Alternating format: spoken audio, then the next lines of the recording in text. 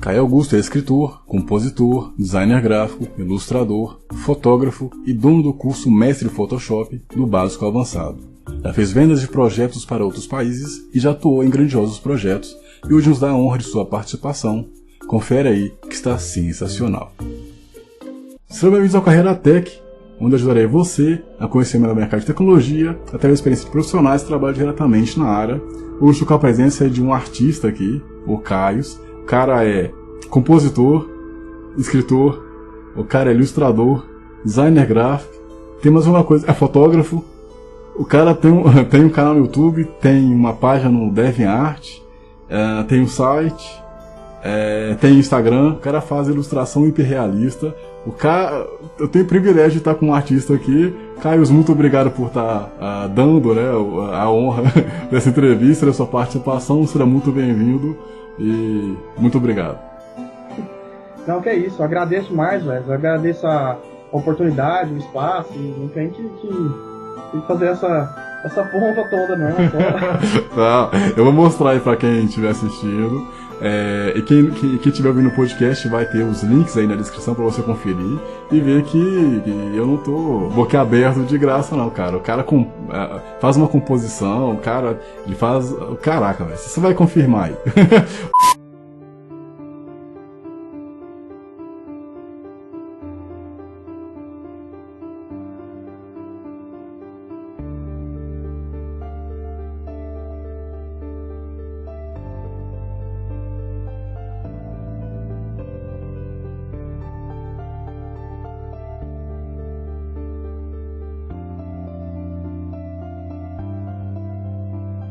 O Caio vai nos dar aí o prazer de falar, né, sobre o seu trabalho como fotógrafo. Ele também tem a parte de edição, que é um profissional excelente, e vai falar sobre ferramentas e etc. Então, Caio, novamente muito obrigado. Vamos começar uma pergunta aí direta, né? Defina o que faz um fotógrafo. Bem, o fotógrafo é ao contrário assim do que as pessoas imaginam, que é só um cara com a câmera que vai lá e tira foto. O trabalho assim é muito mais extenso, porque vai desde a questão social. Então, por exemplo, se você tem um fotógrafo que é muito tímido, já era, não vai romper. Ele pode ter ser um fotógrafo excelente, mas tem a questão social, por exemplo, saber lidar com o cliente, saber conversar com a pessoa, saber dirigir uma modelo. Então, por exemplo, o cara, vamos supor, um cara que não sabe, vamos dizer assim, comunicar, e ainda mais que não tem uma interação muito boa com pessoas, ou principalmente fica muito tímido com mulher, por exemplo, como é que ele vai direcionar uma modelo? Então, assim, vai coisas além. Então, por exemplo, tem que saber lidar, tem que ter paciência, tem que saber trabalhar. Além de tudo, tem a questão, assim, como qualquer profissional de qualquer área, tem a questão do mercado, de saber, vamos supor, negociar, saber como que tá as tendências do mercado, saber questão de preço. Além de tudo, vamos dizer assim, abrangir a questão da definição do que seria um fotógrafo. Também tem aquela coisa assim, como é que eu posso dizer, um molejo, sabe? De saber se adaptar a situações. Vamos imaginar, você planeja um ensaio, tá perfeito na sua cabeça. A modelo atrasa 1 hora e tem uma nuvem que tampa o sol e começa a chover. E aí? Se vira, entendeu? Então são umas coisas assim que a gente tem que ir adaptando, além da questão de organização. Então, assim, ser fotógrafo não é só ter uma câmera e sair tirando foto. Você tem que saber se adaptar às situações, se virar, assim, desenvolver uma questão assim, de conversa, de comunicação com as pessoas e ser paciente, porque você está mexendo com gente, né? A gente é complicado. Você tem gente que dá trabalho. Então é isso aí. Interessante, essa parte de guiar que você falou aí, realmente são coisas que a gente não percebe. Quando é uma modelo profissional, muitas vezes você não precisa falar nada, ela já vai fazendo as poses. Mas como eu trabalho, a maioria dos meus trabalhos normalmente são com modelos assim, amadoras, que eu até prefiro isso, porque não tem tanto vício, não tem muito aquela coisa mecânica, eu gosto de direcionar, então eu converso com a pessoa. Às vezes a gente vai fazer um ensaio, 20 minutos, 30 minutos antes, conversando, sabe, trocando ideia assim, tranquilo, sempre tem outras pessoas presentes. Então, assim, às vezes você vê uma foto, parece que tá assim, só eu e a modelo, mas às vezes tem mais uma maquiadora, às vezes tem minha irmã de assistente, uma amiga dela, sempre tem mais pessoas, uma equipe, sabe? É bem interessante, assim, essas relações, assim, questão de direção, é bem divertido. Boa. Qual o perfil desse profissional? Bem, na verdade, assim, não tem perfil. Normalmente são pessoas que têm, igual eu falei, que sabem socializar. Mas agora, vamos dizer assim, um perfil para fotógrafo, o perfil de fotógrafo é um cara de tal jeito, ou tem que ser uma pessoa de tal jeito. Não tem, porque dentro da fotografia tem, assim, centenas de variações. Então, vamos supor, tem uma moça que trabalha só, vamos supor, com foto de bebezinho, aí o outro já é um cara especialista em foto de produto. Eu já faço, os meus ensaios são mais alternativos, eu trabalho muito com foto conceitual, igual você pode ver nos meus trabalhos, é mais fotografia assim, que parece pintura, ou alguma coisa que daria para fazer um pôster de filme, sabe? Algo mais conceitual, mas algo mais complexo. Então assim, tem vários estilos, não tem um perfil para fotógrafo, cada um tem o seu caminho, o seu rumo, não tem uma definição exata não.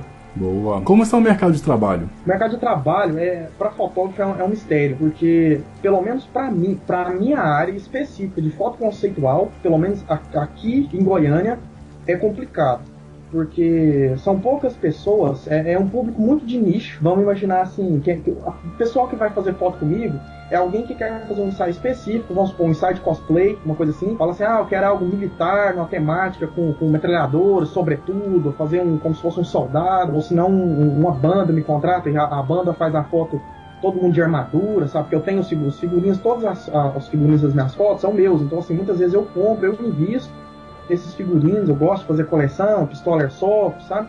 Então acaba que eu pego esse público, mas é um nicho muito específico. E outro nicho que eu trabalho, que acaba que rende mais um pouco, por exemplo, book, foto mais casual, igual, caso até você quiser usar de exemplo, a gente deixa o link de algumas imagens aqui no cantinho. Foto assim, às vezes uma modelo num parque, sabe, num bosque, foto mais simples um pouco, que não demanda tanta locação, porque a locação conta muito, sabe? Você não tira a foto em qualquer lugar, porque pelo menos da forma que eu trabalho, eu tento manter, assim, eu dou um privilégio, assim, um destaque muito grande para o ambiente. É a modelo e o ambiente. Eu não coloco só, vamos supor, se eu estou fotografando uma foto sua numa pedreira, eu não vou fazer uma foto sua com a pedreira de fundo, é você e a pedreira, entendeu? Tudo ali é um conjunto. Então agora, mas voltando, eu saio completamente da pergunta, mas respondendo aqui, porque acaba que responde outras coisas no meio, né? Uhum. A questão do mercado, para quem trabalha com foto de, por exemplo, evento, casamento, foto infantil, foto de formatura, o rendimento é bom, assim, sai. Mas agora, para quem foca mais na minha área, que eu trabalho mais com coisa conceitual, pelo menos aqui em Goiânia, você não vive só disso não, sabe? É complicado, a não ser que você estoure assim e vai, mas assim, tem muita concorrência, muita gente, muito fotógrafo, e uma coisa que atrapalha o mercado são, por exemplo, é igual na questão do design.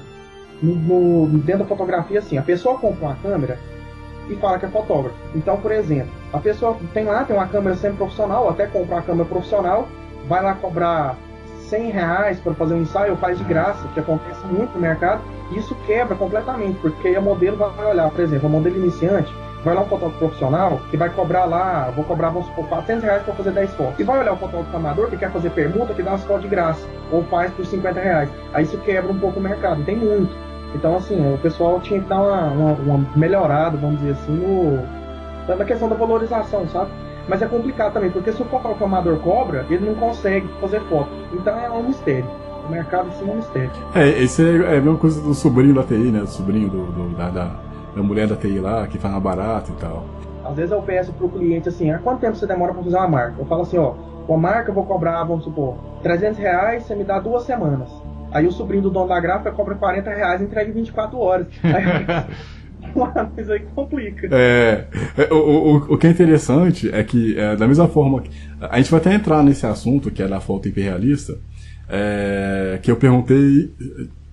Eu vou colocar a foto para vocês verem, né, para quem estiver assistindo, logicamente tampado algumas partes, para vocês verem, e eu achei que era uma mulher que você tirou a foto. Você desenhou aquela mulher. Então, por exemplo, da mesma forma que eu não consegui entender o trabalho, né, o que era de fato aquilo, provavelmente a pessoa que não está acostumada a tirar foto e que vai tirar foto com o sobrinho, ela também não vai conseguir enxergar o valor do profissional. Então, a foto que vocês estão vendo aí, ela foi desenhada na mão, né? É desenhado igual esse quadro que tem aqui no fundo, ó. Aquele outro lá é um pouco menor que esse. Eu vou até virar um pouco aqui. Aquele outro lá é do tamanho... Tá vendo aqueles ali? Uhum. Esses aqui são desenhos também. Isso é papel, É papel e grafite só lápis, borracha e papel. Caraca, velho. Caraca, pois é, então, tipo assim, da mesma forma que eu fui de uma forma muito ignorante, achei que era uma foto da pessoa que vai lá pagar o sobrinho da gráfica também vai cometer o mesmo erro. Inclusive a ideia assim, dessa variante minha de ilustração é justamente isso. Meu objetivo desde o início era para a pessoa não saber diferenciar. A ideia do hiperrealismo é ser mais real ainda que a foto, ser mais bonito, ter mais detalhe, sabe? E é o que eu trabalho nas minhas fotografias também, porque todas as minhas fotos eu trabalho com HDR. E o HDR, ele é como se eu tirasse três fotos e juntasse essas 3 fotos em uma só, em 3 exposições diferentes, onde eu consigo um nível de qualidade de detalhe, assim, brutal, sabe? Então, por exemplo, nas áreas de sombra eu tenho detalhe, nas áreas de luz estourada eu consigo ter os detalhes também, e nas áreas de meio tom eu faço uma intercalação das duas, então eu tenho assim, um resultado, assim, uma qualidade muito maior. Eu vou até te enviar, a gente pode colocar aqui um exemplo de imagem de uma praia, por exemplo, onde aqui eu tenho, no céu eu tenho umas luzes estouradas, se eu tivesse feito uma foto normal, e embaixo eu poderia aproveitar os detalhes das pedras. Mas, por exemplo, se fosse a foto normal daria isso, mas com HDR eu consigo manter as nuvens detalhadas e as pedras escuras com detalhe também. Então fica tudo uniforme, sabe? Onde você consulta as vagas de emprego? Vaga de emprego, assim, como eu sou autônomo, então eu particularmente não vou atrás assim de vaga de emprego procurando fotógrafo e tal, eu acho até que é meio complicado. Até hoje eu vi o quê? Só de polícia, sabe? Assim, procurando pra trabalhar. Mas eu normalmente eu anuncio em Facebook, muito boca a boca, sabe? Às vezes eu coloco até no OLX, eu já arrumei trabalho pelo OLX, eu coloco lá. Então, e tem outros sites pagos também, e tem site como, eu coloco, por exemplo, tem o Superprof que eu divulgo algumas aulas, ou no próprio Facebook. Aí de lá, os meus alunos, eles sabem que eu sou fotógrafo, aí vai esparramando, assim, uma coisa conecta a outra, sabe? Então, normalmente é assim, mas eu não procuro, assim, site para fotógrafo, não. Eu não sou um especialista para te falar onde procurar a vaga de emprego dentro dessa área, sabe? Boa. Você consegue nos passar uma faixa salarial do profissional de fotografia? Aí é complicado, porque é igual eu, às vezes tem mês. É específico, né? Não tem. O meu caso é um nicho à parte. Eu vivo assim, a minha área de fotografia é um caso paralelo. Mas o fotógrafo, assim, às vezes consegue vamos supor, de 1.500 a 3.000, mas tem fotógrafo aí que faz 50 mil. Então, por exemplo, eu tenho um mês que, vou colocar só de fotografia. Tem mês que eu faço R$100 de fotografia, eu trato 2 fotos. Mas tem mês que eu pego, por exemplo, 2, 3 ensaios, eu faço 2.500. Mas eu trabalho em outras áreas, outros ramos. Porque como a minha área é um nicho muito específico, se eu for viver só disso, morro de fome, sabe? É complicado. Complicado. Quais tipos de empresas que contratam um fotógrafo? Você tem noção? Empresa, assim, depende muito do que o pessoal tá precisando e do nicho do fotógrafo, sabe? Então vamos imaginar que às vezes eu tenho uma empresa, uma moça tem uma loja de roupa. Então, nesse caso, ela pode me convidar para fazer as fotos de vários modelos usando as roupas dela, ou se não tem um brechó, ou tem uma boutique. Normalmente é coisa vinculada à moda, sabe? Então, normalmente procura mais. Vamos supor, você pode ter uma empresa de uma construtora, ou se não um engenheiro, precisa de foto. Então, tudo varia do nicho e do boca a boca, mas não tem... Precisou de foto, precisou de imagem, empresa de contrato, sabe? Então, pode ser até um hospital, para tirar foto dos corredores do hospital, para colocar no Facebook. Então, sabe? Varia muito, assim, do tipo do fotógrafo. No meu caso, a empresa que me contrata é coisa vinculada à moda, sabe? A moda feminina, coisa de roupa. Que aí vai lá, faz alguns ensaios, fecha e pronto. Mas agora a questão, assim, vamos supor, você consegue também, tipo... teve uma empresa dos advogados uma vez que me contrataram para eu fazer umas fotos bem conceitual, sabe? Tipo assim, o pessoal sentado na mesa, um negócio mais chique mesmo, bem clean. Então você pega também acontece. Quando você decidiu ser fotógrafo e como foi sua experiência no decorrer do caminho? Dentro da fotografia, bem na verdade foi o seguinte, que eu sempre, desde pequeno, eu sempre gostei de fotografia e ilustração. Era fotografia e ilustração e eu fazia muita história em quadrinhos, desenhava muito. Aí ao decorrer do tempo eu queria fazer fotos, por exemplo, de modelos, igual dessas que eu faço hoje. Só que era muito complicado para eu arrumar modelo, porque eu não tinha grana para comprar uma câmera, eu não tinha uma câmera nem amadora, e eu queria produzir, e eu não tinha jeito. Aí foi onde eu falei que eu ia fazer os meus desenhos mais perfeitos que as fotos, que era o meu objetivo. Eu desenhava, né, pegava os modelos, eu pegava foto da internet, pedia para as modelos autorização, sabe? Ou senão eu tirava alguma foto mais amadora, mas normalmente eu pegava, eu conversava com a pessoa na internet, pedia, gostei dessa foto, posso fazer um desenho dela? E assim eu comecei. Aí foi até eu conseguir comprar minha câmera, aí devagar eu fui pedindo, por exemplo, para amigos. Eu creio que todo mundo passa mais ou menos pela mesma coisa. Tira foto de amigo, de conhecido, aí você, por exemplo, você conhece, tem algum contato com alguma menina que é modelo, e faz permuta, ou então você paga modelo para ela posar para você, aí você varia de cada perfil, de cada modelo. E assim foi, ao longo dos anos a minha experiência foi indo assim de indicação, sabe? Eu creio que todo mundo não muda muito disso não, é difícil. Qual o caminho que você recomenda para quem está assistindo, que quer ser um fotógrafo? Bom, o caminho que eu indico é mais ou menos o caminho assim que tanto eu quanto alguns amigos meus assim, dentro da área, sabe, trilharam. É o seguinte, ter muita paciência, investir assim, sempre tá tentando melhorar e espelhar, não em fotógrafos, vamos dizer assim. Você vai no Instagram, você vê muita gente, tem muita coisa mediana, só que tem um hype muito grande. Por exemplo, eu vejo muito Instagram, assim, ou senão muitos fotógrafos, que eles têm um trabalho de ok para médio, mas assim, claro, cada um tem um nicho, certo? Mas assim, qualidade de trabalho você sabe definir. Você olha uma pintura, por exemplo, da Da Vinci, você fala assim, nossa, puta merda, esse negócio é bem feito. E você olha um rabisco de um menino que tá aprendendo a desenhar, de 12, 13 anos, você fala, não, tá bonitinho, sabe? Então tem uma diferença. Você pega alguém na rua pra desenhar uma coisa, então assim. Mas agora retomando ao foco. Eu recomendo sempre buscar espelhar em pessoas assim, que você olha, você fala assim, puta merda, que foto, sabe?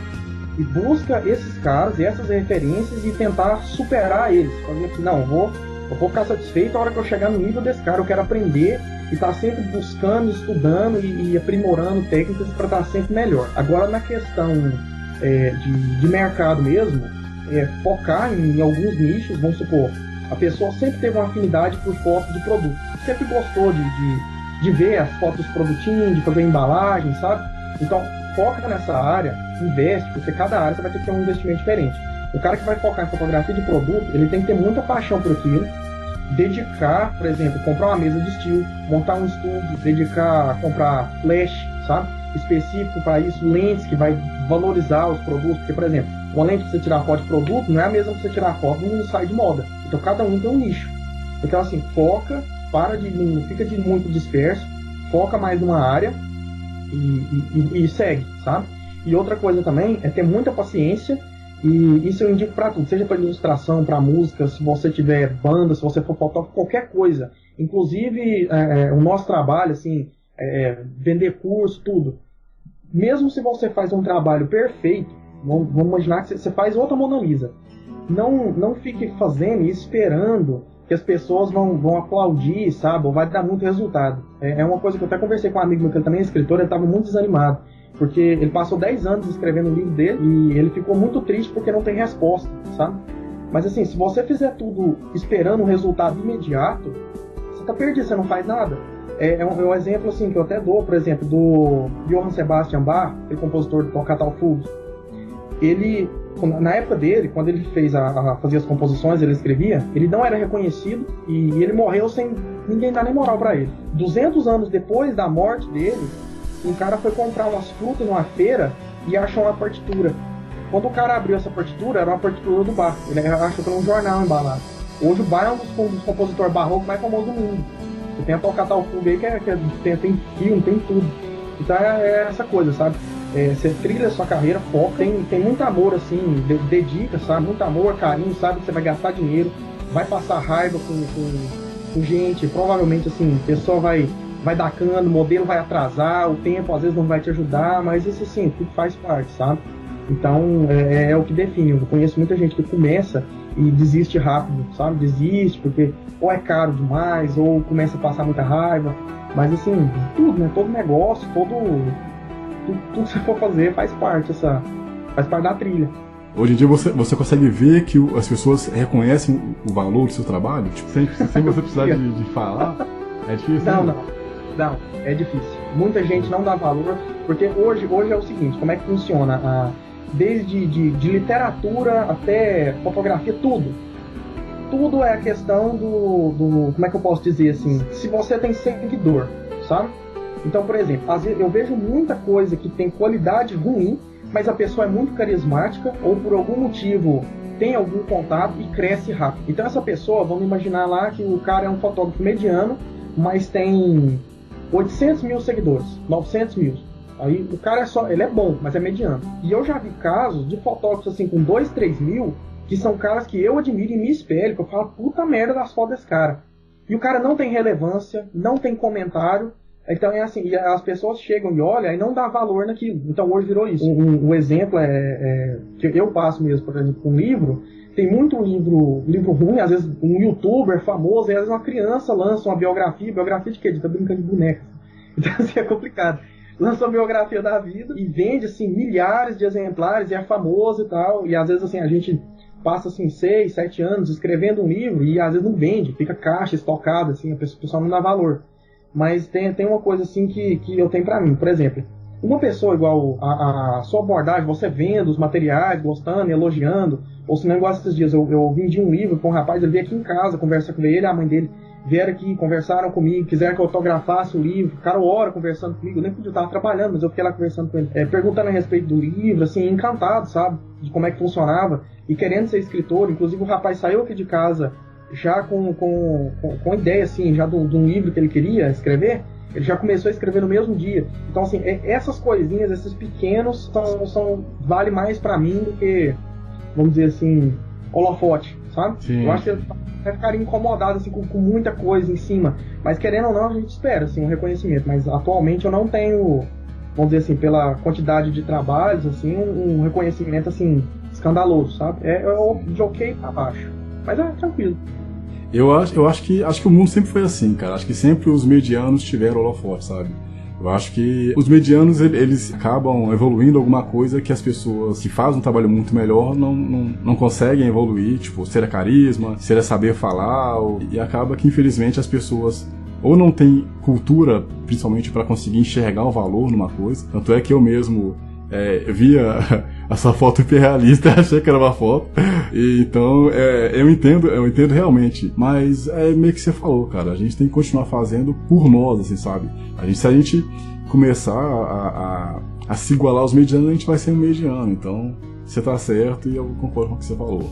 Sim, justamente. É igual aquilo que eu sempre falo. A gente faz assim, por amor, assim, a gente faz pra gente mesmo, igual as ilustrações. Eu não faço pra vender, assim. Antes, se eu fosse vender, nossa, é muito difícil, assim, alguém que quer realmente comprar. Eu já fiz pra fora, pra exportar, por exemplo.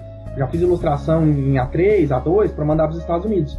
Mas, assim, é raro. Aqui no Brasil é difícil alguém contratar, assim.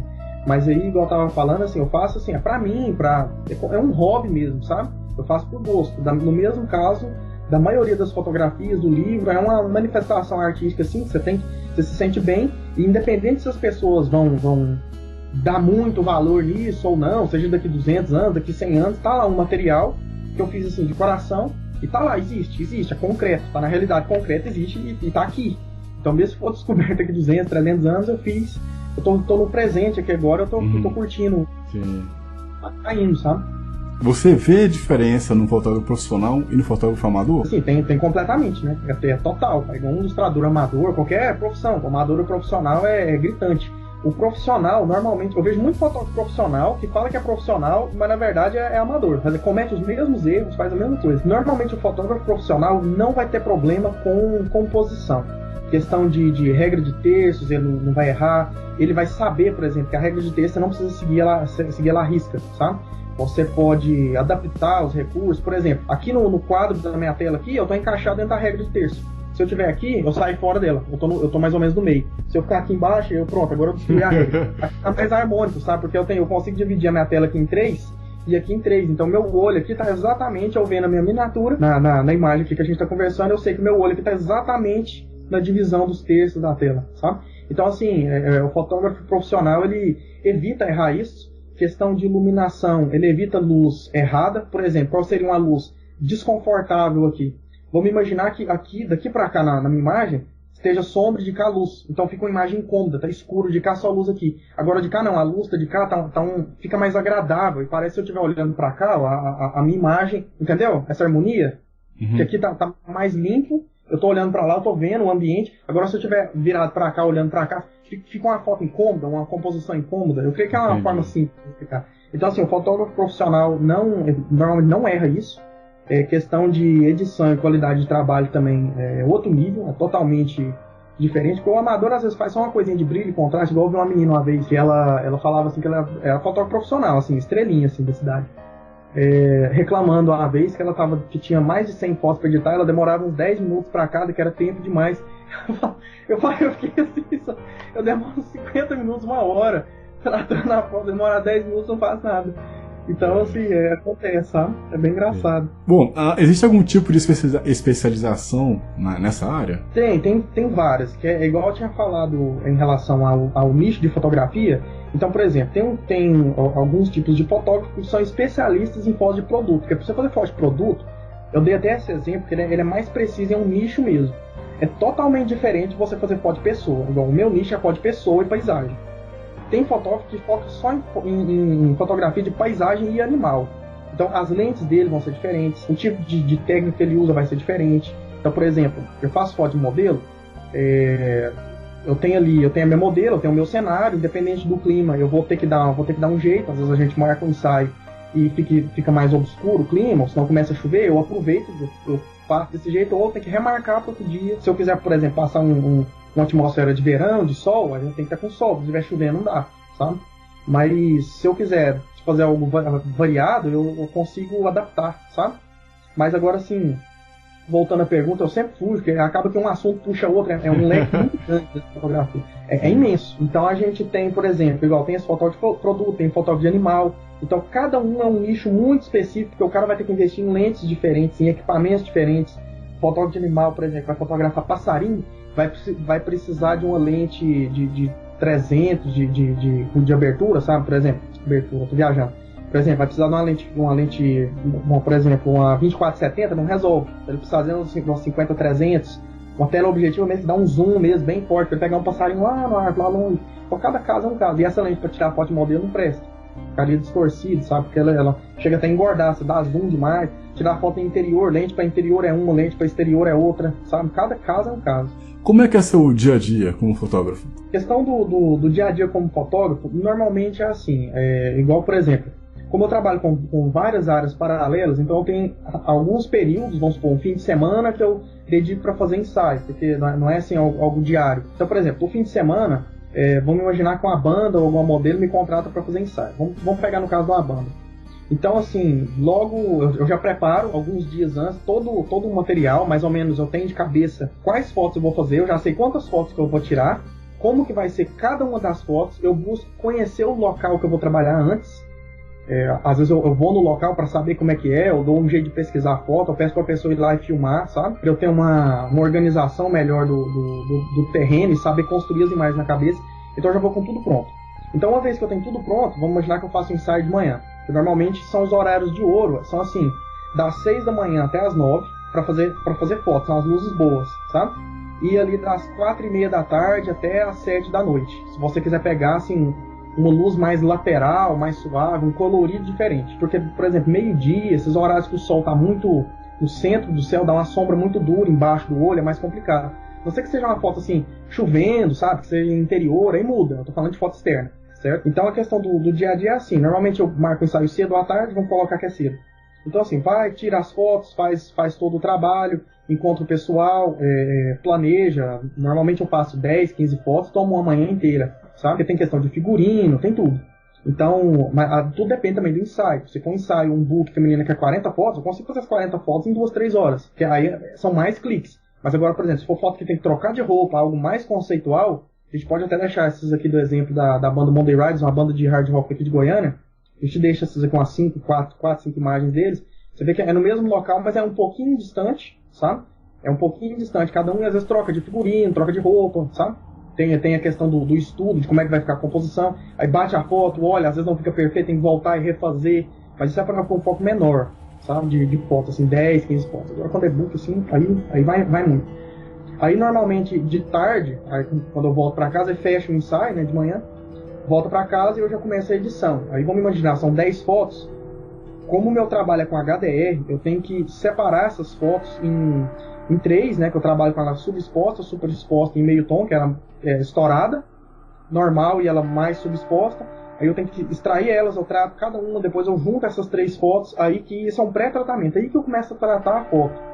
Que aí é onde eu tenho um trabalho, assim, que é igual eu falei, por isso que eu demoro, né, só que eu tenho um trabalho muito grande com fazer a seleção de cada modelo, trabalhar ele separado do fundo. Então vamos supor, são igual uma banda, 4, 5 pessoas, eu separo 5, trato os 5 separados, depois eu trato o fundo. Se precisar melhorar o céu, tem que fazer uma seleção do céu, então assim, vai tempo, né, de 1 hora, vai para fazer uma foto num nível assim, de pôster, sabe, uma foto assim, com um tom mais épico, bem conceitual.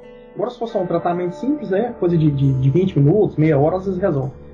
Cada caso é um caso, sabe? Eu tô falando assim no meu caso mesmo de dia a dia, de fotógrafo, das fotos que eu faço, sempre trabalho com HDR.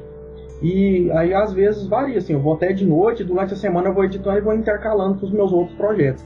Agora quando eu pego muito ensaio, aí normalmente eu tenho que cancelar, por exemplo, eu tenho que cancelar as aulas, eu tenho que dar uma pausa, nos meus outros trabalhos, seja ilustração, qualquer coisa, tem que parar porque demanda tempo, sabe? Porque senão eu sempre tenho um tempo para entregar as fotos, às vezes eu peço 2 semanas, 1 semana, aí se eu passo desse tempo aí fica complicado, né? Porque a pessoa precisa do material para divulgar. Quais os meios de divulgação do seu trabalho? Meios de divulgação, não só do meu trabalho, mas que eu recomendo assim, para qualquer fotógrafo, sabe? Facebook é bom, mas não tanto. Instagram é o canal, Instagram atualmente tem sido assim, a melhor plataforma. Nacional, principalmente nacional. Agora, se for internacional, eu recomendo muito o DeviantArt. DeviantArt, nossa, é muita gente lá, é muita gente boa, sabe? Tem muita coisa misturada, muita coisa de qualidade mediana, mas tem dentro do DeviantArt tem grupos, igual tem no Facebook. O DeviantArt eu defino ele como se fosse um Facebook, só que só de artista, só para imagem. Então você tem grupos, você tem comunidade, você tem fórum, você tem blog lá dentro, subpáginas, sabe? Então os artistas, igual você tem o seu Facebook pessoal, tem o seu Deviant pessoal, que é que você coloca a galeria com todos os seus trabalhos. Então assim, o Deviant é um canal muito bom, que eu recomendo. Também tem muito fotógrafo internacional, eu vejo lá, nacional agora está crescendo aqui no Brasil então também. É o 500px, tem o Behance também, que você pode divulgar muitas coisas lá, inclusive uma amiga minha me recomendou recentemente, disse que tem gente vivendo disso, que lá aparentemente você comercializa imagens, mas lá eu ainda não explorei não. Mas é uma área que eu sei que compensa, sabe? Então é isso, basicamente o que eu posso recomendar assim, seria o Face, Instagram principalmente, Instagram é o mestre. Só que o Instagram tem problema com censura, então por exemplo, o pessoal que trabalha com no artístico ou determinadas ilustrações, vamos imaginar, bom, eu tenho muitas ilustrações que às vezes tem, por exemplo, eu fiz uma ilustração conceitual para um livro de terror. Então você vai ter gore, você vai ter tripa, sabe, coisa assim. No Instagram, essas coisas assim, family friendly, bloqueia tudo, barra tudo. Então lá, se você trabalha com fotografia de terror, conceitual de terror, lá você pode ter problema com bloco, sabe, com censura, porque não passa. No artístico não passa, então você tem que ficar censurando. Eu acho complicado, eu acho chato esse negócio, sabe? Da questão da censura. Você dá uma estragada na foto, sabe? É complicado. E aí no DeviantArt você já não tem isso, porque o Deviant é mais privado, a pessoa só vai ver sua foto, ela tem uma conta lá, ela vai colocar que é maior, né? Então ela consegue ver suas fotos. E no 500px também tem esse problema com nudez. Eu tive uma conta lá e se você publica muitas fotos e alguém por acaso implica ou denuncia, você perde sua conta. A minha conta lá, ela tava bombando lá e por acaso ela foi bloqueada falando que eu tava compartilhando material impróprio. Só que assim, é foto normal, sabe? Essas ilustrações mesmo. Eu tava colocando as ilustrações. E o pessoal lá barrou, porque nem tinha tanta imagem assim, mas ela tava tendo um engajamento bom. Mas acontece, é paciência, sabe? Isso aí você tá sujeito. Instagram, Facebook e 500px você tá sujeito a qualquer coisa. Agora, DeviantArt não. DeviantArt é uma rede que eu recomendo e é bem tranquilo assim, lá não tem limite não. Lá você pode divulgar seu trabalho, não tem frescura, sabe? Boa. Uma pergunta aqui mais pessoal. A fotografia tirada por si só, ela pode sair perfeita ou sempre vai ser necessário edição? Depende muito, mas você pode conseguir bater uma foto que já fica assim, ela já fica, vamos dizer assim, épica, sabe? Você já olha a foto natural, assim, você fala, nossa, que foto bonita, mas com pós-tratamento, com edição, você consegue deixar num nível assim, acima. Então você consegue deixar uma foto mediana excelente, e você consegue deixar uma foto excelente num nível assim, de deixar a pessoa boquiaberta. Nossa, que foto! Como que fez isso? Sabe? Por quê? Porque o que é que acontece? Na edição, você consegue... Vamos imaginar que você tem uma foto épica, perfeita, mas tem um fio de poste lá no fundo que está atrapalhando. você consegue tirar o fio de poste. Ou você tira uma foto de uma montanha perfeita e lá no topo, assim, tinha um cara como pulando de paraquedas, vamos imaginar. Você apaga o cara. Ou você quer colocar, por exemplo, ressaltar o brilho de uma nuvem que não apareceu, então você pode, entendeu? São os ajustes mínimos que melhoram. Você não precisa do pós-tratamento para ter uma foto excelente, mas o pós-tratamento é a cereja do bolo, sabe? Ele dá um tchan a mais, dá um realce a mais. Como você faz e quais ferramentas você utiliza? Eu normalmente utilizo só o Photoshop. Tem muito fotógrafo, muita gente gosta muito do Lightroom. Só que é o seguinte, o Lightroom eu não gosto dele porque ele é muito limitado. É como se fosse... É até complicada a comparação. Mas o Lightroom, ele é como se fosse assim... eu faço quase que uma pré-edição no Lightroom. Então, entre fazer uma pré-edição no Lightroom e trabalhar no Photoshop, eu prefiro trabalhar por lá. Por quê? No Lightroom você não tem camadas, você não tem um nível de seleção muito avançado, você não consegue fazer determinados recortes, sabe? Lightroom é mais basicão, você edita uma foto mais rápido. Fica bom? Fica. Tem gente que consegue uns resultados excelentes no Lightroom. Mas eu, particularmente, eu gosto de fazer no Photoshop, onde eu trabalho da seguinte maneira: eu sempre separo o meu modelo do fundo. Às vezes se eu tiro uma foto de natureza, aí não precisa, porque eu não tenho um objeto principal. Mas se eu tenho um objeto, eu sempre gosto de separar o modelo do fundo, e eu trabalho o meu modelo separado do fundo. Então eu gosto de deixar o meu modelo mais claro, ressalto algum contraste.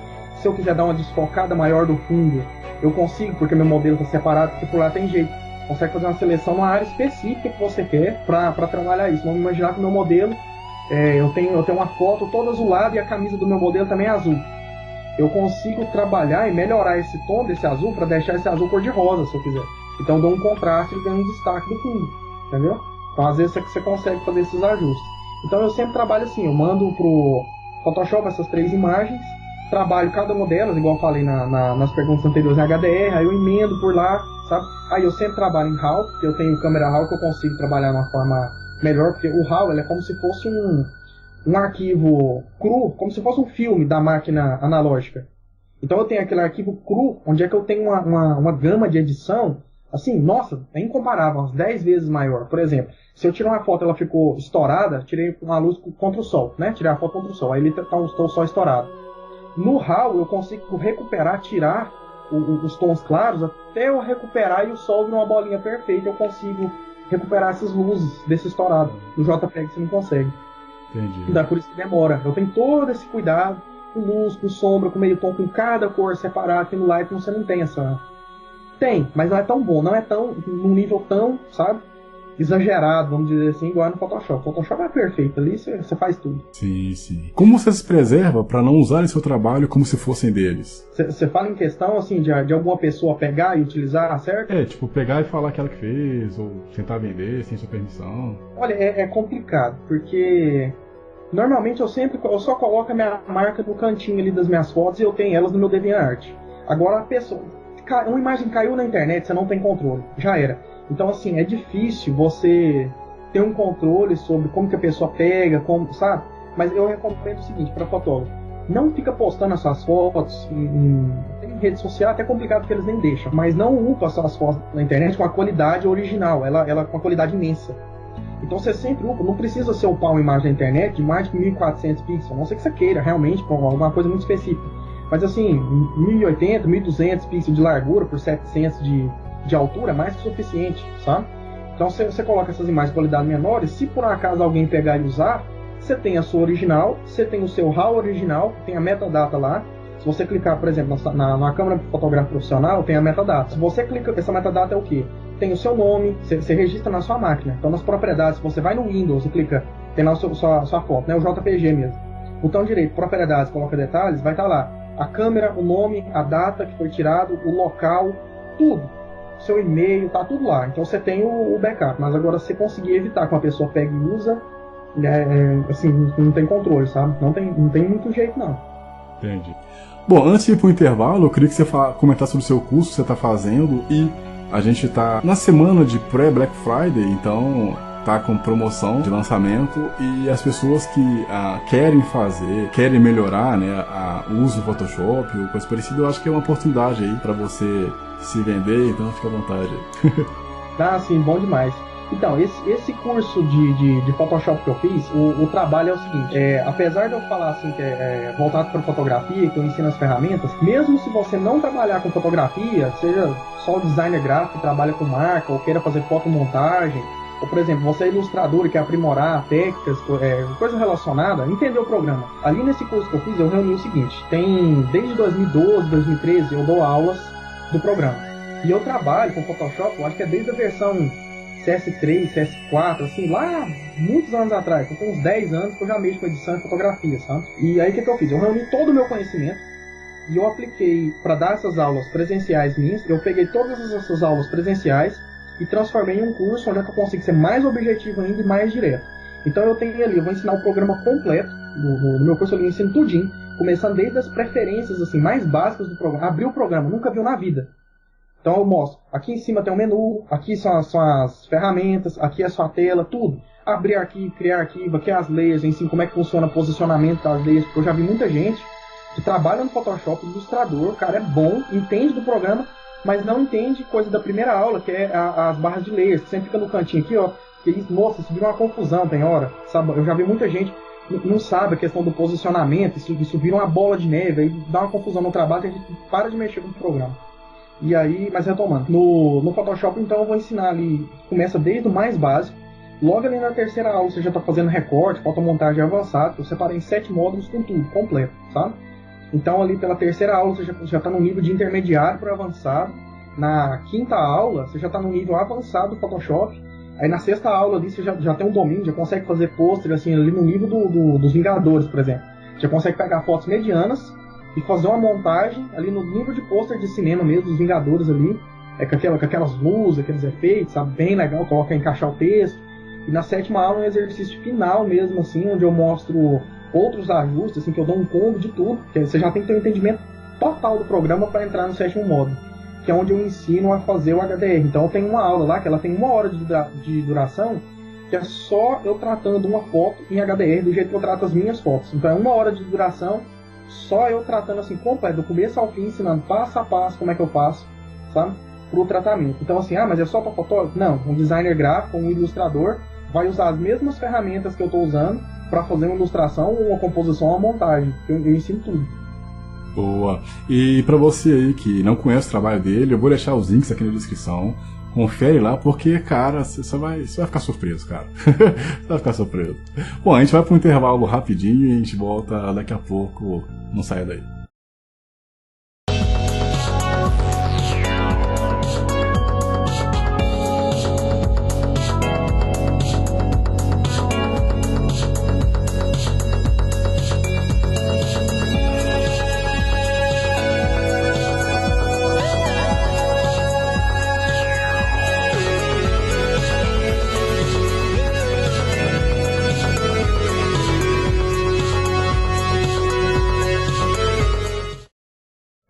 Voltamos e vamos agora continuar com essa entrevista que está maravilhosa. Caio, qual a melhor experiência que você já teve nessa sua longa estrada de fotógrafo? Nossa, melhor experiência é complicado, porque assim, eu já tive muitos assim, ensaios bons, sabe? Porque é um conjunto geral. Mas assim, experiências legais, por exemplo, teve uma banda que me contratou, que eles me levaram para um evento lá em Umas, então foi um negócio assim, muito divertido, sabe? Então assim, foi a viagem inteira por conta, e teve uns shows e vários eventos, e o pessoal reconhecendo. Até eu encontrei um primo meu lá que eu não via, tinha quase 10 anos, o cara apareceu lá. Então assim, acaba que, questão dessas viagens com fotografia, você tem assim, alguns momentos bem legais, sabe? Mas assim, uma experiência específica, eu não sei se dizer, talvez essa sim, mas tem alguns momentos, assim, alguns ensaios que você vai conhecendo mais pessoas, sabe? Vai criando mais contatos. Mas algo específico mesmo, assim, da vida, eu sinceramente não sei te definir. Eu acho que é mais ao todo o conjunto de todos esses anos trabalhando e ver os resultados, as melhores, as coisas que a gente vai criando, assim, a bagagem no todo, você vê todo aquele conteúdo que você já conseguiu reunir e poder, por exemplo, dar dicas ou ensinar os outros, eu conseguir juntar um pacote para criar um curso igual eu estou lançando agora.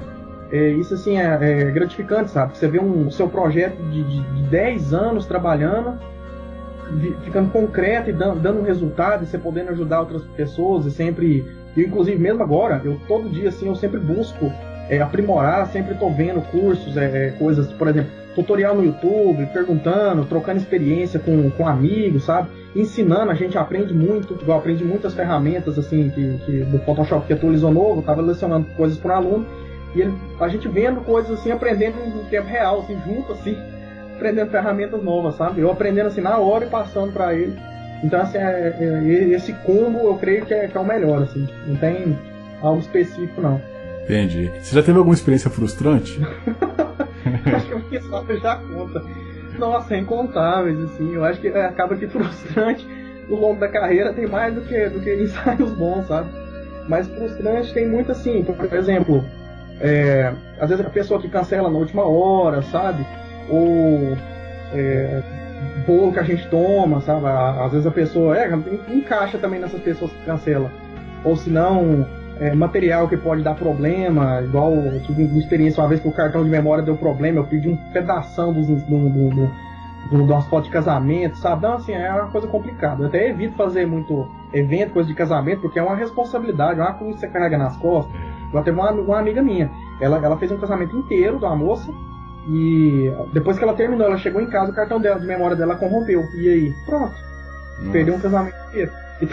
Então, assim, acontece, assim, tem alguns momentos assim, mas assim, passa, isso aí é muito pequeno, sabe? A gente, igual eu brinco assim, tem muitas coisinhas, porque assim, às vezes o modelo dá dor de cabeça. Já aconteceu as coisas mais frustrantes para mim, por isso que eu parei de trabalhar um pouco, eu dei uma descrençada um pouco de trabalhar muito com ensaio de módulos, não ensaio glamour, principalmente por permuta.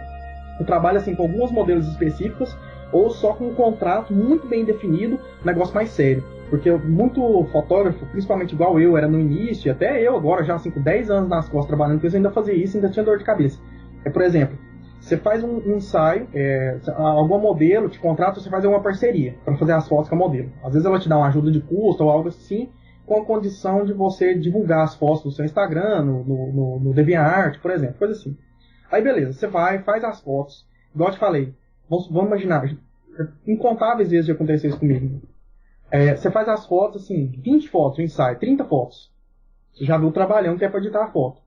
Passa 2 semanas, a menina pega e fala assim, às vezes arruma um namorado, eu não sei, arruma um namorado, qualquer coisa assim, fala assim, eu não quero que você poste as fotos, não.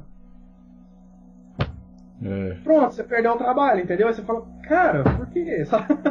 Mas, assim, aí com o tempo eu comecei a ficar mais esperto. Falei, não, só com um contrato, bonitinho, escolho mais as modelos, mas isso acontece. Então é até uma coisa assim que eu aconselho, faltou até dizer isso nos fotógrafos iniciantes, se for fazer isso, já faz o ensaio sabendo. Você vai fazer ensaio por permuta, principalmente se for algo vinculado à foto sensual, glamour, a qualquer momento a menina pode arrepender, porque muitas vezes, até a gente mesmo, você vai lá e faz uma coisa por empolgação.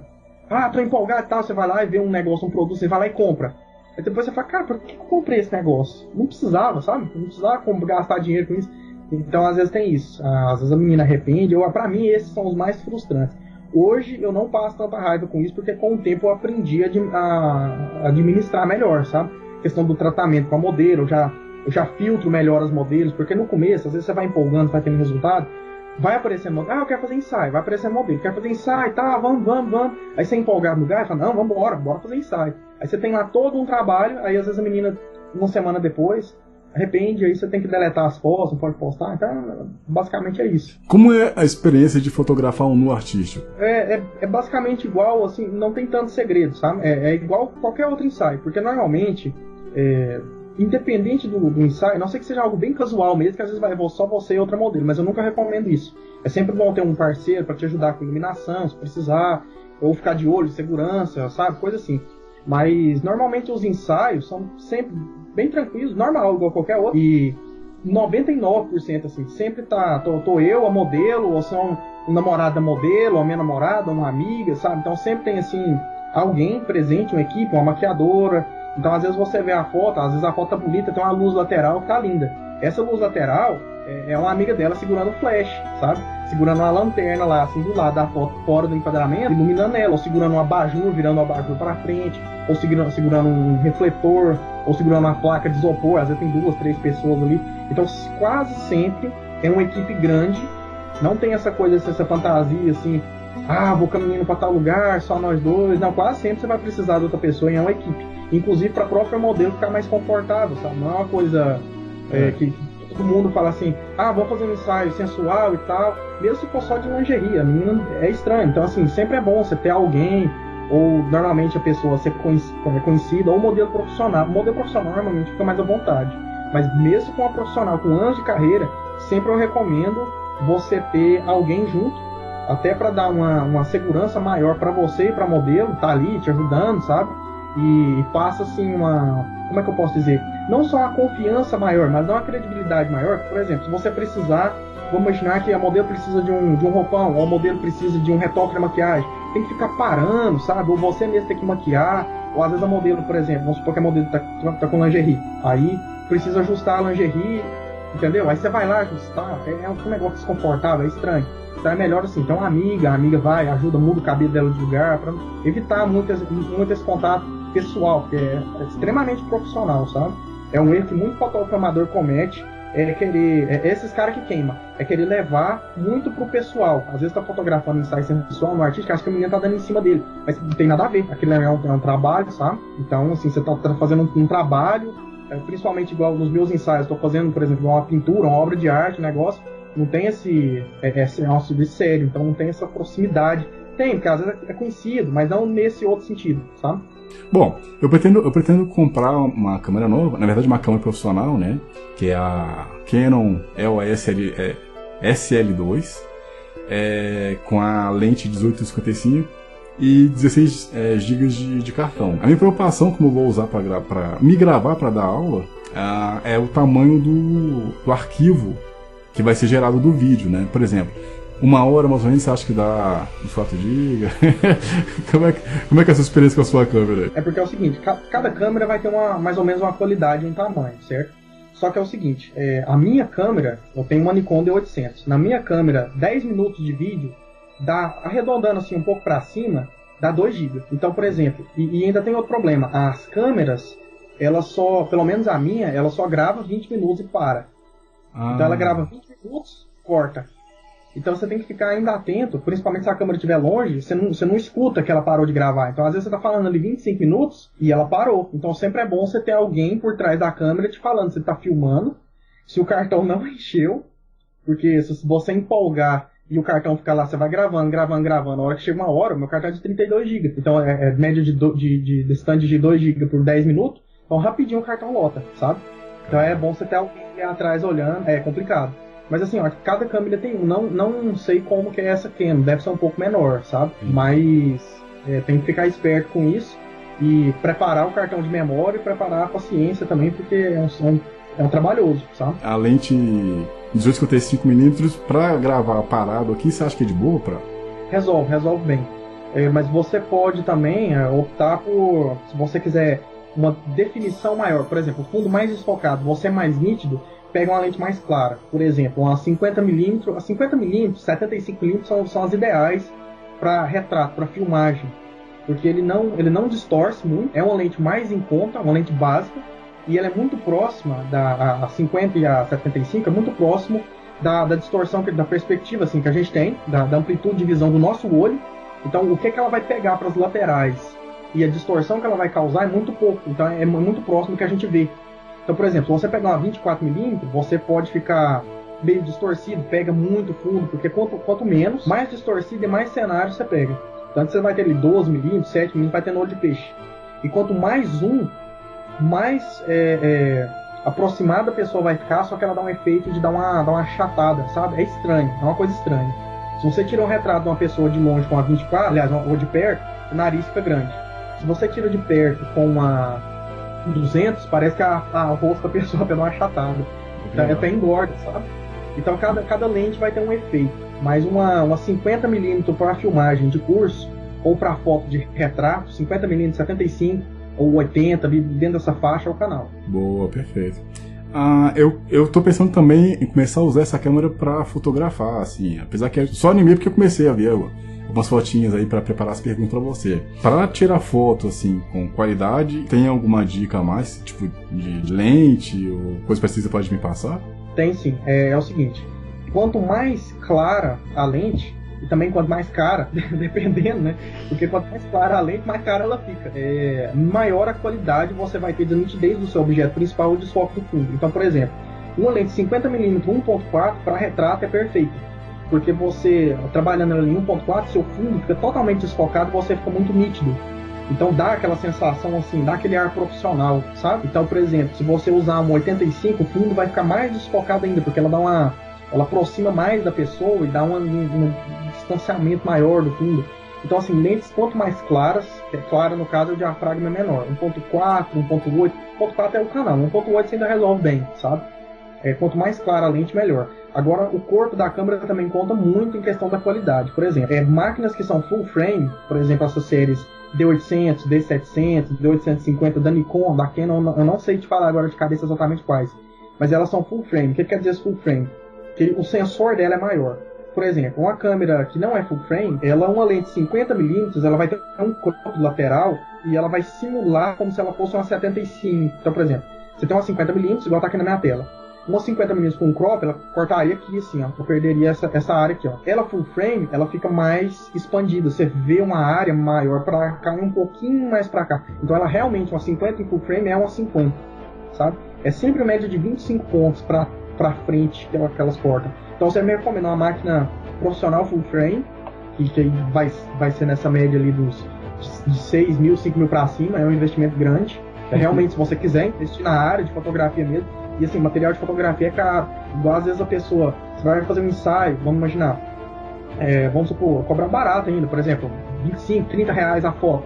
Então ali, você investiu, demora 1 hora para tratar a foto, tem que pagar o computador, tem o tempo, tem o trabalho, tem a câmera, que por exemplo, uma câmera de 800 vai pagar 8.500, tem a câmera, tem a lente, uma lente 50mm boa, ali você vai pagar 1.000, 1.500. Então assim, você cobrar 25, 30 reais para fazer uma foto, entendeu? O produto vale o que você investiu, sabe? Então é complicado. É igual eu falei, mexendo com gente, a pessoa às vezes não dá valor, acho que 5 reais cada caso. Qual que é o seu objetivo final, assim, de carreira? Apesar que você tem várias carreiras, né? Então, por onde você tá indo? Meu objetivo é basicamente isso mesmo, igual eu tinha falado anteriormente, é produzir, não parar de produzir, independente se tiver um reconhecimento, assim, grande ou pequeno, assim, eu tô bem satisfeito, assim. E não espero, assim, igual eu falei, muitos holofotes, assim, mas eu tenho muito essa questão, assim, de estar satisfeito com os trabalhos, sempre estar evoluindo, produzindo. Eu tenho um livro físico e o meu segundo livro lançado só em e-book por hora, né, que eu pretendo lançar todos eles físicos posteriormente, publicado na Amazon. E assim, eu já tenho outros projetos de outros livros em revisão, então assim, sempre estar produzindo e revisando e melhorando o material, lançando. Então o objetivo, assim, de carreira está sempre produzindo conteúdo, sabe? Eu creio que muita gente, assim, que trabalha mais ou menos num ramo parecido com o meu, tá sempre fazendo isso, produzindo conteúdo, tá criando, acaba que tendo um reconhecimento em determinada área, conseguindo, assim, sobreviver do que a gente gosta, né? Por exemplo, eu acho bem gratificante quando alguém me contrata para fazer uma ilustração, vamos supor, teve um rapaz que eu achei bonitinho, me contratou para fazer uma ilustração da filhinha dele, uma menininha bonitinha, de uns 4, 5 anos. Aí ele quis que eu fizesse, sabe o ente do Senhor dos Anéis, aquelas árvores? Ele quis que eu fizesse uma ilustração dela sentada conversando com a criatura daquela. Então assim, eu acho legal, sabe? Quando isso acontece, assim, parece você tem uma valorização, assim, e o rapaz gostou bastante. E aí é mais esse foco mesmo, de ter esse reconhecimento e conseguir viver do que eu gosto, não precisar pegar serviços, assim, de outras áreas, coisa que é fora do meu, sabe, do meu campo, assim. Entendi. Fala um pouco do seu livro, cara. Eu vi que a impressão que eu tive, né, pela arte, as músicas que você compôs também, me lembraram um pouquinho, assim, de Dark Souls, assim. Eu gosto, apesar que eu não consegui zerar aquele jogo, mas eu gosto do estilo. Teve algumas fotos que tinha uma mulher que ela tinha uma máscara de gás, assim, e eu tive um canal de jogos já, que meu personagem também tinha uma máscara, então... fala um pouquinho do seu livro aí, por favor. Sim, as fotos da máscara de gás são de outro livro, do temático mais assim, pós-apocalíptico, mas retomando Alface, que é esse primeiro livro meu publicado, ele realmente tem muita coisa de Dark Souls, só que acontece uma coisa, ele foi escrito e trabalhado antes de Dark Souls lançar. E quando eu joguei o Dark Souls, eu falei, é igual o meu livro, Os Cavaleiros, a atmosfera. Então tem muita coisa no livro que são as referências, porque as mesmas referências do Miyazaki, que é o criador de Dark Souls, eu também tenho. Então, por exemplo, Hellraiser, Berserk, sabe? Então, assim, tem muita coisa. Berserk, assim, é uma fonte, assim, primária, sabe, das minhas inspirações. Eu li Berserk desde que eu era pequeno. Então, o Faces é o seguinte, o Faces, ele é um livro de Dark Fantasy, que é uma mistura, assim, de fantasia com elementos de terror e aventura, sabe? Bem um pouco daquela atmosfera do The Witcher, algo assim um pouco mais medieval, com obscuro, uma mistura com um pouco de coisa celta, sabe? Um pouco de uma atmosfera gótica, bem ali naquela pegada ali do Berserk, essas referências mesmo que a gente tem. E o Faces, ele narra a jornada de um imortal que, ao longo dos anos, ele meio que assim, ele tomou um cansaço, sabe, do mundo, porque ele foi adquirindo conhecimento e foi decepcionando com as pessoas e foi entendendo a questão assim dos ciclos, que tudo acaba, tudo passa, não existe nada no mundo que já não está fadado à destruição, sabe? Nada que você olha hoje, por mais bonito que seja, dentro da concepção dele, já, assim, às vezes até é bom a gente ter isso também, sabe? A gente ter esse entendimento. Tudo que a gente faz agora vai ser destruído, assim, cedo ou tarde. Então ele vivia mais ainda isso na pele. Então as pessoas que ele gostava, ele viu todo mundo morrendo. É mais ou menos aquilo que o Highlander viveu também, aquilo que passa no filme do Highlander. Ele vê a mulher dele morrendo, outras pessoas vão vindo, vão indo, e aquele ciclo. Então, na jornada desse personagem, que ele não é um herói, mas ele também não é um vilão, não é um anti-herói, ele poderia encaixar mais no anti-herói. Ele é uma espécie de monge, né, que ele tinha no passado dele, e ele se isolou numa fenda dimensional, que por algum motivo abriu dentro de um abismo, numa floresta. E essa floresta, ela tá morrendo, ela tá toda destruída. Aí, resumindo, logo no início do livro, vem um cara, um outro imortal, acusando ele de ser como se a consciência dele estivesse expandindo e alterando a mente das outras pessoas, sabe? Fica nítido que eles tiveram um embate no passado, mas não explica o que era, nem como. Isso aí, mais ao longo do livro, vai ter uns flashbacks que vai mostrando. E eles têm esse embate logo nas primeiras páginas, e o Horus, que é o personagem principal, ele mata esse antagonista inicial. Quando ele mata esse antagonista, logo nas 2, 3 primeiras páginas, um colapso no universo é gerado, e criaturas, começam a surgir coisas, uma conexão com outra dimensão, bem ali assim, com inspirações de Silent Hill, por exemplo, começam a invadir, e vai surgindo uma névoa, então seres, umas coisas estranhas assim, começam a aparecer nessa dimensão, e ele sabe que aquilo não devia estar aqui. E ele fica se questionando, será que eu fui o causador disso? Por que será que isso aconteceu? E no peito dele sempre fica uma vibração, chamando ele sempre a ir para o norte. Ele não sabe o que é isso, mas ele sabe que ele tem que ir para lá. E aí a jornada no livro vai mostrar essa passagem dele, indo atrás desse chamado e descobrindo o que é aquilo. E aí ele vai encontrando criaturas, vai passando por vários ambientes. Então vai ter, para o pessoal ali que gosta de Berserk, Dark Souls ali, aquela atmosfera ali do Dark Souls 1 ali tá toda, principalmente o Dark Souls 1, tá toda ali dentro do livro, a questão dos cenários, assim, porque eu tive, igual eu falei, as mesmas referências, sabe? Então eu achei bem legal, assim, Dark Souls, na hora que eu joguei, eu identifiquei bastante. Parece coisa do fácil. Aí tem o meu segundo livro que eu publiquei, que na verdade é o terceiro, porque o meu segundo, ele é esse com o pessoal da Máscara de Gás, que ele é um universo pós-apocalíptico, e ele passa ali mais ou menos ali na atmosfera ali do leste europeu, ali na Rússia, ali, tem toda essa temática ali, bem ali na pegada ali do Fallout, um pouco de Walking Dead, com essas inspirações. Mas esse ainda está em revisão, sabe? Esse aí vai demorar um pouco para sair, porque ele é muito longo e eu não consegui partir ele em outras partes, porque não compensa. Então ele vai dar um livro ali mais ou menos de 1.200, 1.300 páginas, sabe? Então é um livro bem longo, assim, é uma história, uma jornada bem complexa. Depois eu vou introduzir mais materiais a respeito dele. Mas no meu site, Canção Científica, você encontra todas as ilustrações lá, no DeviantArt também. Agora, em relação ao terceiro, que já foi publicado, é o Sombra de um Bracar, que ele narra a história de um menininho, que chama Mitsupilik, que ele vive próximo de uma floresta mágica, e lá ele tem 2 amigos, que é uma fada e um duende. Então, no início, assim, ele é um pouco mais... tanto o Faces quanto esse, até o Canção Científica, todos esses 3, eles são bem poéticos, assim, tem muito simbolismo. Faces, ele tem um foco assim, espiritual bem grande. Eu tenho muitas inspirações no Faces também, de um filme que chama Montanha Sagrada, do Alejandro Jodorowsky. Depois eu recomendo dar uma pesquisada, assim, talvez quem conhecer vai saber mais ou menos o que eu estou falando. É um filme muito poético, assim, até é complicado até de explicar. Mas aí agora a Montanha Sagrada e o El Topo, principalmente El Topo. El Topo é mais, também do Alejandro Jodorowsky. El Topo é o principal, tem muitas referências lá. Mas aí agora, assim, retomando a Sombra, ele começa nesse ambiente, assim, mais da floresta, um negócio mais lúdico um pouco, só que por algum motivo, esse também é terror e Dark Fantasy, né, dentro da temática, tem um cataclisma e o mundo inteiro, assim, acontece uma coisa assim, muito ruim, sabe? Então aparece uma sombra no céu e isso dá um marco na vida desses três personagens. E aí junta esses três, que são sobreviventes do acontecimento, e eles vão atrás de uma solução para esse problema, para ver o que faz, para tentar restaurar o que foi destruído e tentar mudar o destino deles, porque ali eles estão fadados à tragédia, sabe?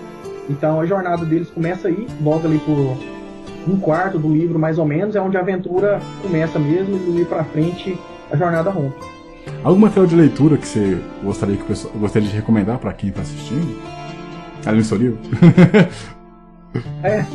Material de leitura assim, vinculado à fotografia, eu não sei falar de cabeça, mas eu sempre recomendo assim, sempre procurar material no YouTube, sabe? Mas agora falar um livro específico de fotografia de cabeça assim, eu não sei recomendar, porque eu particularmente eu nunca peguei um livro mesmo de foto para ler, só assim dicas de fotografia, uns cursos que eu assinava quando eu era bem pequeno assim, tinha uns 9, 10 anos, primeira revista que eu assinava, eu procurava mangá de Berserk, eu via coisa de fotografia, eu interessava e pegava, sabe? Para já ir dando uma estudada, umas dicas assim de fotografia e ilustração, mas eu nem lembro o nome dessas revistas, tem tanto tempo. Mas atualmente eu sempre procuro coisa no YouTube, dica, tem um canal muito bom que eu gosto muito, chama Pix Imperfect. É um rapaz que ele dá muitas dicas, eu posso até deixar a gente pode até deixar o link aqui. Ele dá muitas dicas, o cara é muito bom no Photoshop, eu sempre acompanho os materiais dele e a gente consegue tirar muita coisa boa de lá. Boa. Bom, a gente infelizmente vai chegar ao fim. Eu gostaria de agradecer novamente aí pelo seu tempo, por estar compartilhando sua experiência. Você que está assistindo esse vídeo antes do dia 29 ou depois também, lembre-se que o link do curso Mestre Photoshop vai estar aqui na descrição, então adquira o seu curso. Quais são as vantagens que o pessoal vai ter adquirindo o seu curso? Bom, ali no curso, além de estar com as aulas todas separadas, tudo organizado, assim, muito bem feito, do primeiro módulo até o último, eu deixo muito material para download. A pessoa pode, por exemplo, você está interessado nos conteúdos, nas brushes que eu faço de exemplo, nas imagens, então você tem acesso a todos os vídeos, a me ver tratando uma foto, igual eu falei, demora 1 hora para tratar a foto, você vai ver passo a passo como é que eu faço, coisas assim que, por exemplo, para publicar no Instagram, por exemplo, eu não consigo passar essas dicas porque é um conteúdo muito denso, é muita coisa, tem como pôr 1 hora de vídeo no Instagram, sabe? Então, por ali eu consigo mostrar com calma, passo a passo, explicado, tudinho em cada uma dessas etapas. E além de tudo, lá eu ofereço também um suporte online, qualquer hora, tanto dentro do curso, na Hotmart, quanto comigo, porque você pode ter o meu telefone pessoal e falar por WhatsApp comigo. Então, por exemplo, se você está com uma dúvida, precisa de um apoio num projeto seu, então você é meu aluno, você tem o meu telefone. Então é muito melhor, muito mais legal, você fala comigo por áudio, sabe? Me manda foto, filma o seu computador, qualquer coisa eu te ajudo, eu filmo aqui também, mostro o meu, dou dicas, dou conselho, e ali eu vou estar sempre, querendo ou não, vou estar sempre upando material de divulgação, e acaba que desses materiais de divulgação, vez ou outra eu vou estar adicionando materiais lá nas aulas. Por exemplo, o curso começou com 50 aulas, aí essa semana agora eu já adicionei uma aula bônus, que é eu tratando a imagem do começo ao fim, tipo assim, um pouquinho acelerado para não ficar tão longo, mas eu só coloco, por exemplo, uma música e coloco o vídeo de eu tratando a imagem completa, para você ver como é que funciona, sabe?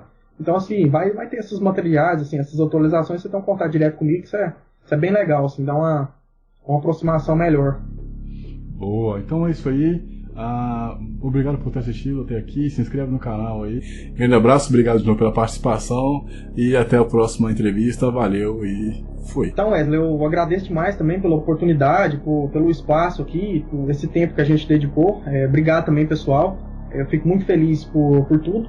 Tendo interesse nos livros, no curso, os links vão estar tudo aí. Precisando falar comigo também, pode entrar em contato com o Wesley, a gente conversa, interessando em trabalhos, vou deixar meu e-mail aqui também. E no mais é isso, brigadão, valeu demais, viu?